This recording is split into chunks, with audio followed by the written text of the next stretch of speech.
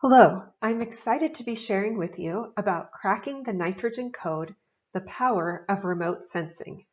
I'm Laura Thompson. I'm the director of the Nebraska On-Farm Research Network. I'm also a PhD student working in digital agriculture, and I farm with my family in southeast Nebraska. And here you can see a few pictures of me on our family farm. And some of my earliest experiences with remote sensing were flying in a powered parachute with my dad to go and check crops. And so here you can see a video of myself and him taking off in this powered parachute on a gorgeous summer evening to go and try to take a look at what the crops look like from above. Of course, we have a lot of other technologies that we can utilize with remote sensing, and so I began to become involved in using drones and looking at crops with those as well. So we have a lot of challenges as we look at managing fields, particularly for nitrogen management. And so here you can see an example of a field with a lot of spatial variability. We have areas of the field that look really good, and then we have areas with standing water, pale yellow corn, and nitrogen loss. And so this spatial variability within fields can make it challenging for farmers to manage their nitrogen effectively. At the same time, we also know that each year is unique. And so here you're seeing satellite imagery measuring NDVI, and that's normalized difference vegetation index. And that's a measure of crop biomass or plant nitrogen status. And so where you're seeing areas up here in orange, that's where we have vegetation and nitrogen status that's below normal. And then those dark green areas are where things are above normal.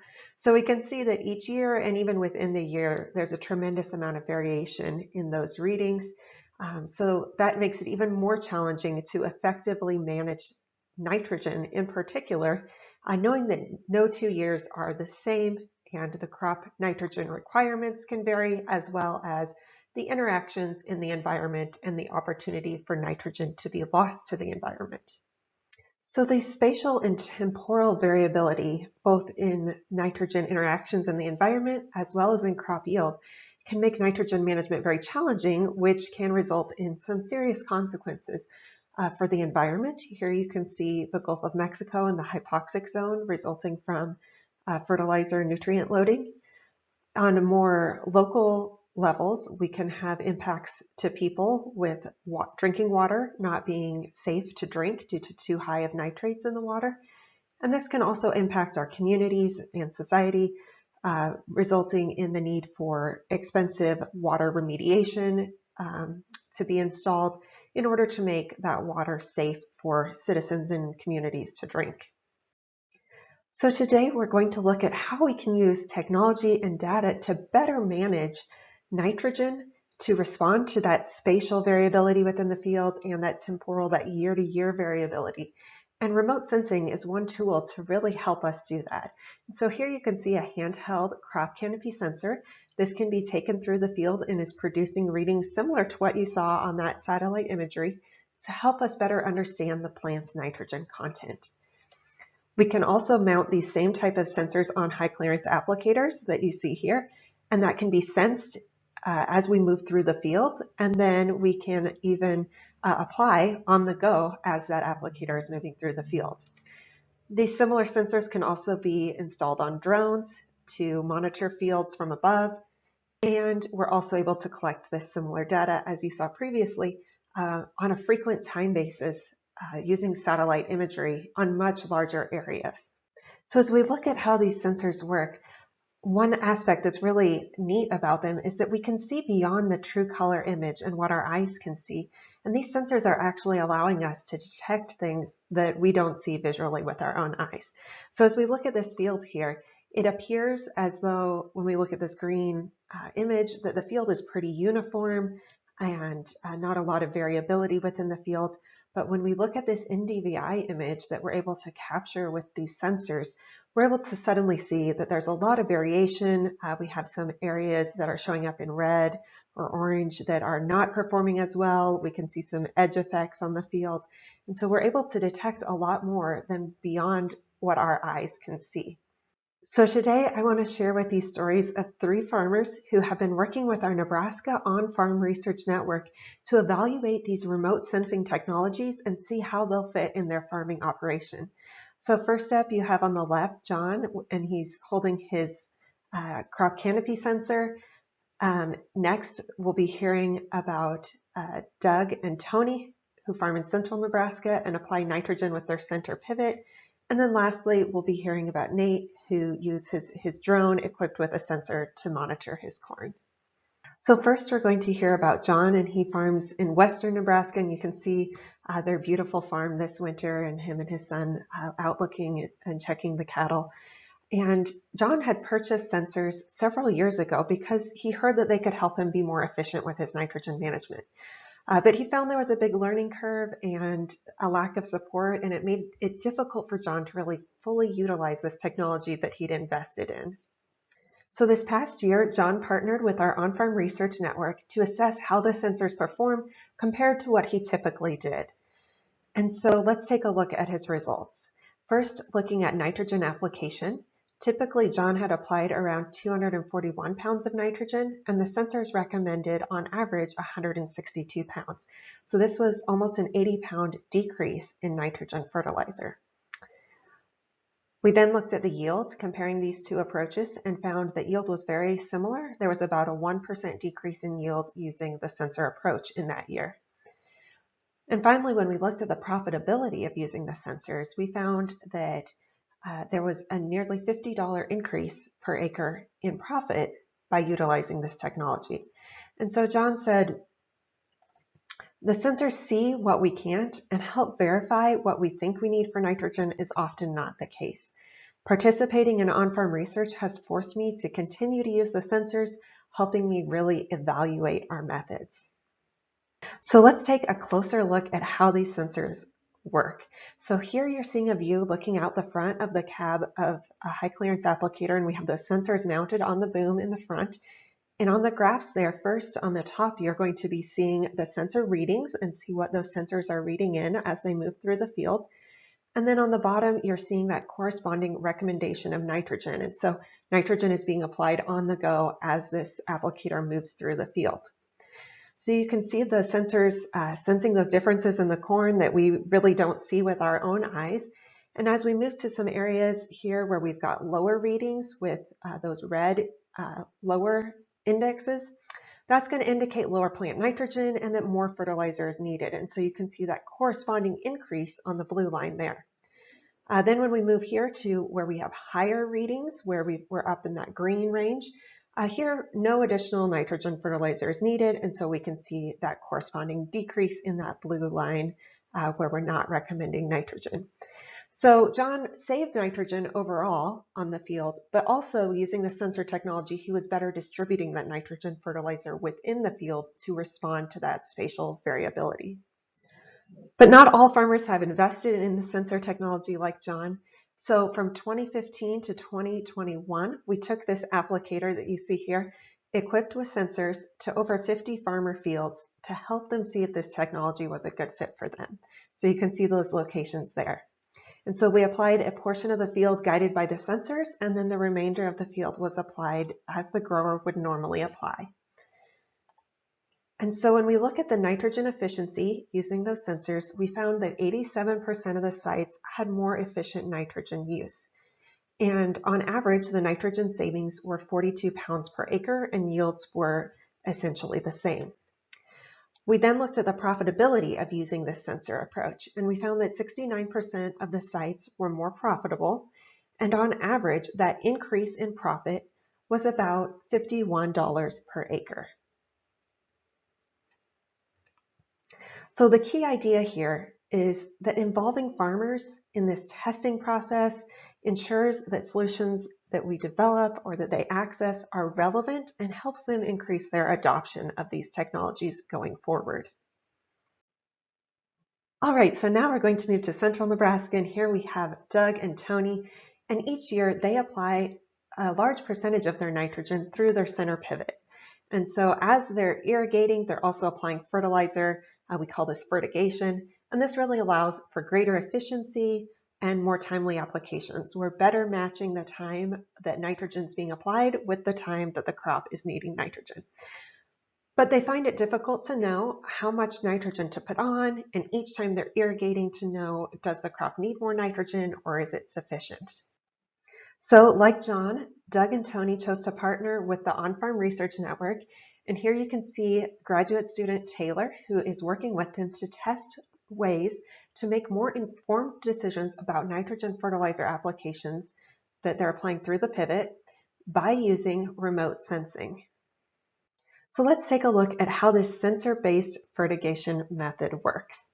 So at the start of the year, with their pre-plant or early season nitrogen applications, they establish low and high nitrogen indicator blocks. And these allow us to compare those areas with low and high nitrogen to the rest of the field to help calibrate and determine if additional nitrogen is needed. We're then collecting, processing, and analyzing imagery, and then using that imagery to create a fertigation decision. This process continues weekly through the season until the crop reaches milk stage. So you can see there on those fertigation decisions that we apply nitrogen to some sectors of the field, and we can either make a recommendation for the whole field, or if they have variable rate capabilities, we can just apply that to some sectors based on what the imagery indicates. And then that imagery can be collected using drones, as you see here, or satellites. And so here you can see Taylor starting the drone to send it out to collect imagery for one of the sites that she was working with, getting it started, and then launching that.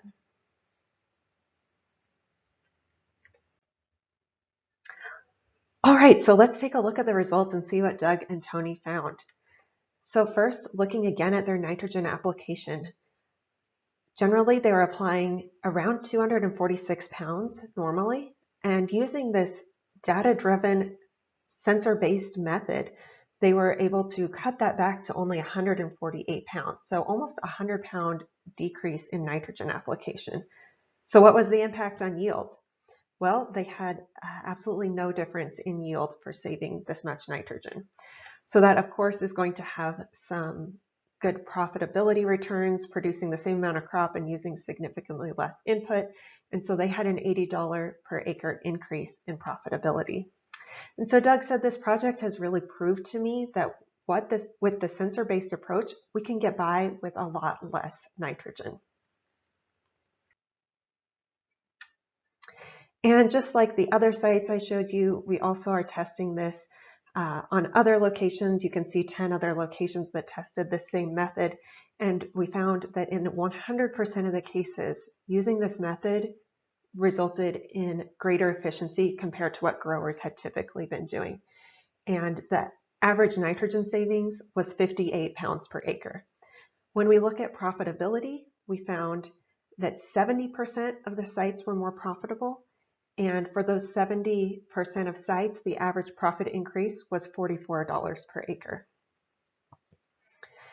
And so going forward, Doug and Tony are planning to adopt this technology on more of their acres. And this is being done by partnering with a company who's offering this service that was started by a former graduate student who was involved in developing and testing this method at the university. So a key idea here is that collaborations like those that you see with the farmers, with Taylor, the graduate student, with companies, startups, and previous graduate students, these are really key in producing new technologies and that can be great solutions for farmers. So our last example today is Nate and Dean, and they farm in southeast Nebraska in a non-irrigated area, and they've been looking at how can they take these same approaches using drone or satellite imagery and apply it when their nitrogen is not applied through the pivot and in a setting with rolling hills where typically nitrogen needs to be applied before the growing season. So when they apply their pre-plant nitrogen, they put in those small reference blocks with high and low nitrogen rates using their variable rate capabilities, similar to what the sensor-based fertigation approach is doing. Then, as they go through the season, they use a drone to monitor those blocks of high and low nitrogen, compare that to the bulk of the field. And this helps determine if nitrogen is sufficient or if additional nitrogen is needed. If additional nitrogen is required, it can then be applied with a ground rig or using an airplane. And so this has really allowed them to make more informed decisions about the need for additional nitrogen application. And in most years, they found that no additional nitrogen was needed, and they can have confidence from that data to not make an application.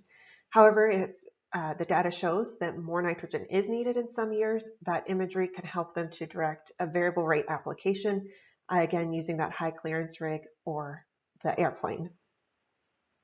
So a key idea here is that we've really looked at a variety of crop production systems: irrigated, non-irrigated, flat, rolling hills, contour farming, and have explored how nitrogen efficiency can be increased in all these settings by using remote sensing to help make more informed decisions.